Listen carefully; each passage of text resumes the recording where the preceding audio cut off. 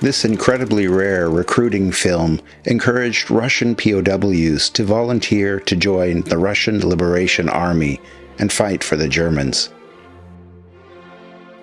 After that, I've added Soviet footage of the final assault on Budapest in early 1945. The combat footage is intense, so stick around. It's worth it. I promise.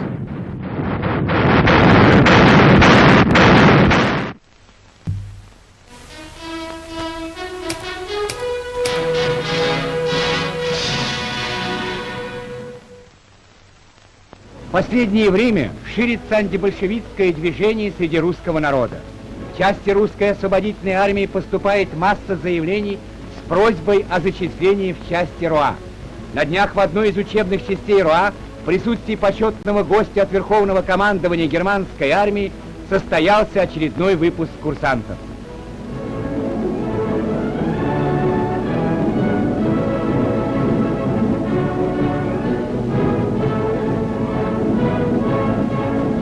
Перед отправлением в часть курсанты присягали на верность Родине.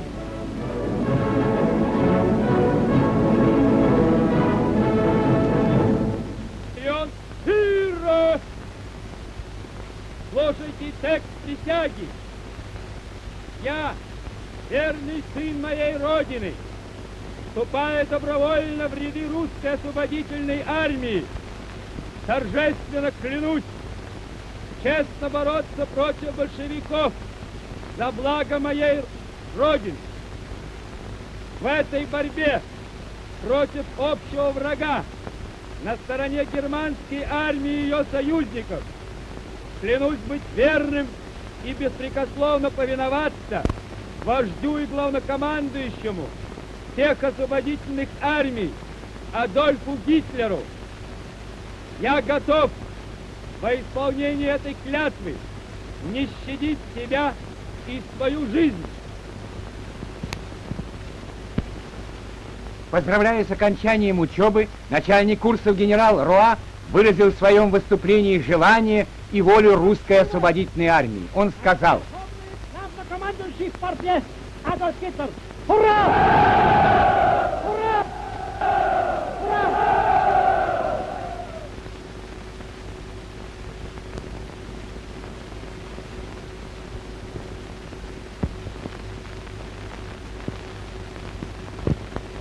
Господа, поздравляю вас с окончанием работы здесь на курсах и с переходом к новой работе. Желаю успехов.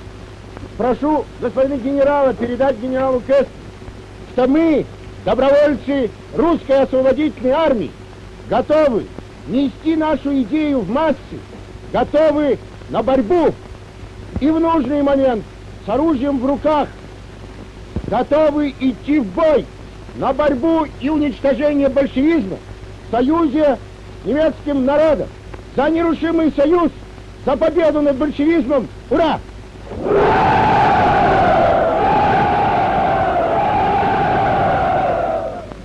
Четко отбивая шаг под звуки барабанного боя, торжественным церемониальным маршем проходят части русской освободительной армии, только что принесшие присягу. Завтра они вольются в боевые части, и их девиз «Свобода и счастье русскому народу».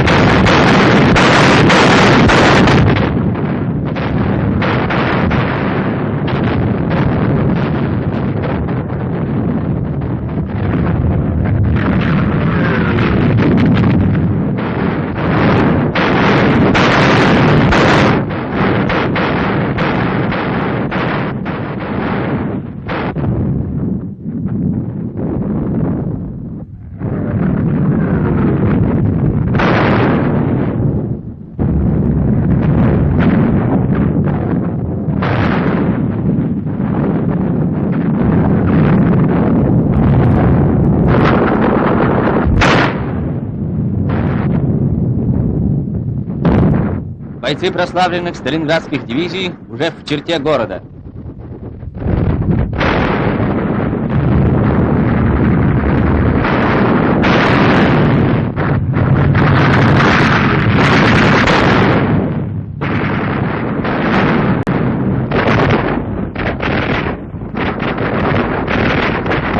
Штурмовые группы с первых же дней глубоко вклинились в оборону противника.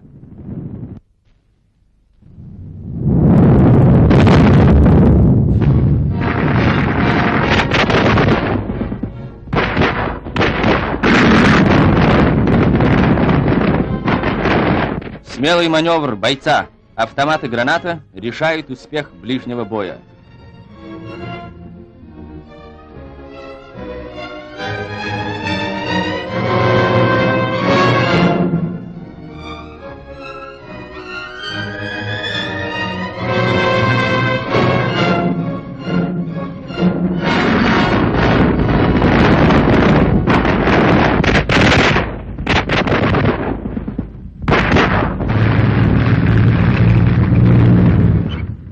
Внешний оборонительный пояс Будапешта опирался на сеть пригородных шоссейных и железных дорог.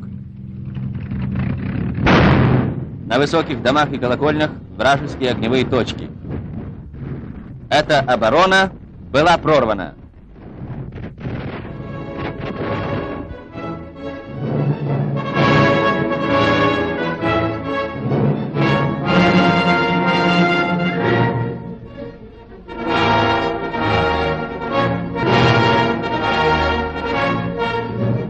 В район боевых действий прибыл командующий Вторым Украинским фронтом маршал Советского Союза Малиновский.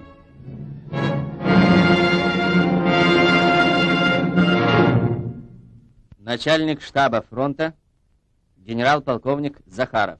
Советское командование, руководствуясь гуманными целями в соответствии с международными правилами и обычаями ведения войны, 29 декабря 1944 года направило командованию и всему офицерскому составу окруженных в Будапеште войск противника парламентеров с условиями капитуляции.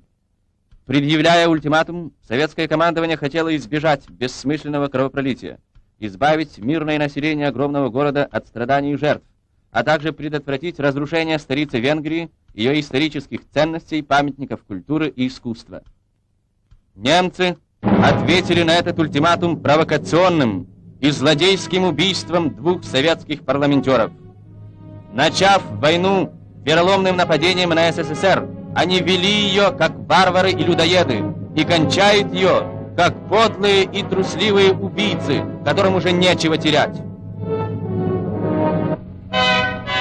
На острове Чепель на Дунае захвачен крупнейший завод Вейс Манфред, выпускавший танки, самолеты и авиамоторы. Здесь работало 50 тысяч рабочих.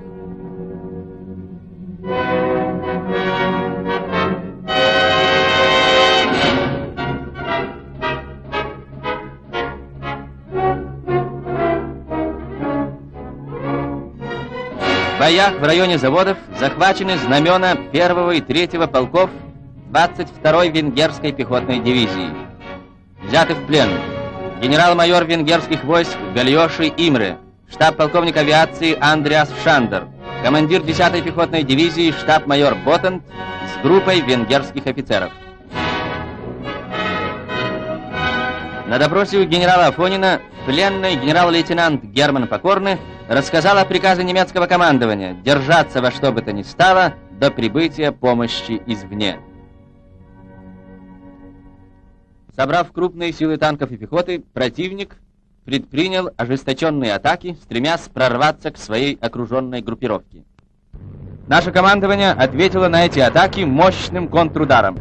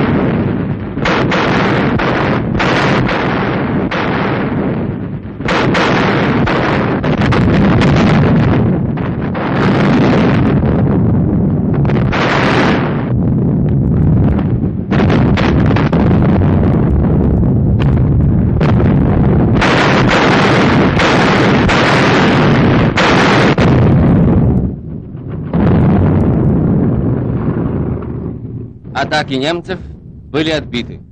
Их дивизии прорыва были обескровлены встречными ударами советских танков, артиллерии и авиации.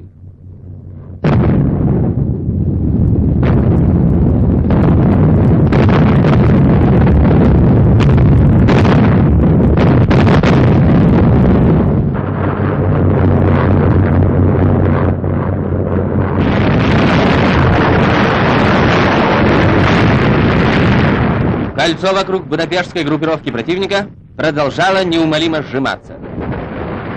Бои передвинулись в центр города. Выполняя приказ своего командования, немцы сражались с упорством обреченных. Бои шли за дом, за этаж, за квартиру. Каждый дом — огневая точка, перекресток, узел сопротивления.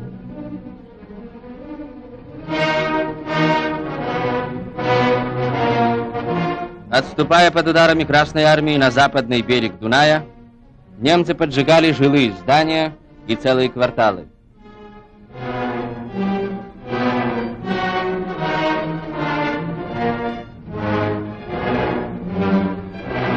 Население города уходило в безопасные районы, занятые Красной Армией.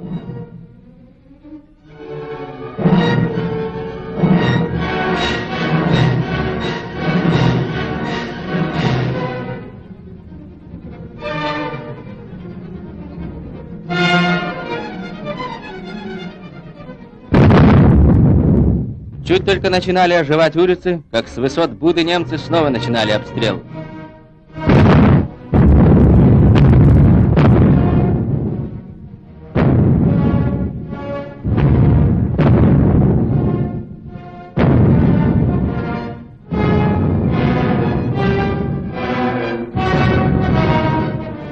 Наши бойцы прорвались к Дунаю.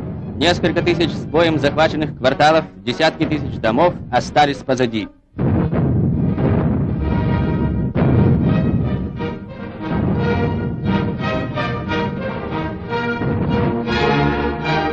Все мосты через Дунай немцами взорваны при отходе на западный берег. Взорван один из красивейших в Европе — мост Эршбет. На том берегу Буда, последнее убежище врага.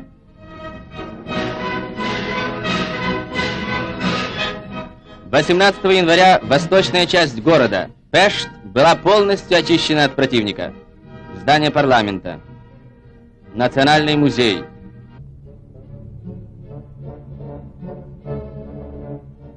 Неоценимую помощь оказали в этот период корабли Дунайской флотилии, перевозившие войска, технику и боеприпасы на правый берег Дуная.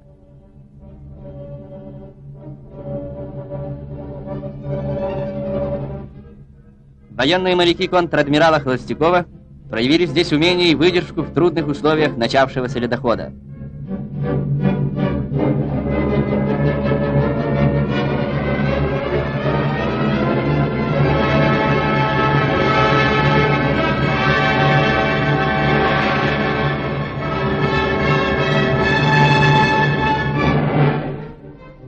В решающие дни боев за Буду южнее города саперами был построен мост, обеспечивший переброску войск и техники с левого на правый берег Дуная.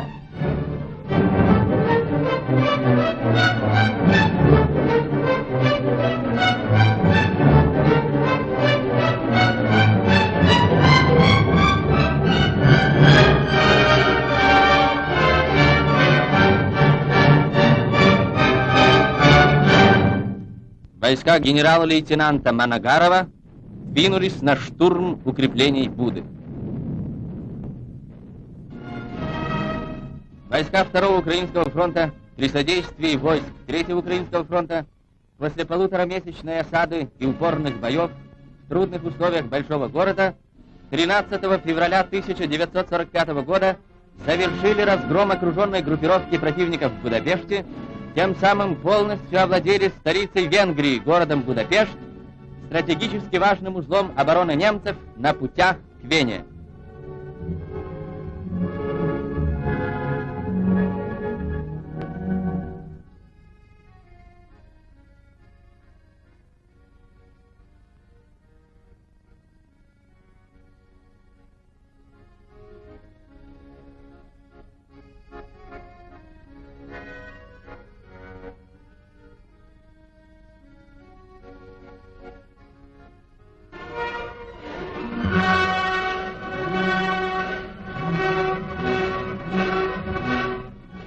Битва за Будапешт – одна из самых ярких глав Отечественной войны, полная доблести, героизма, высокого воинского мастерства солдат, офицеров и полководцев Красной Армии.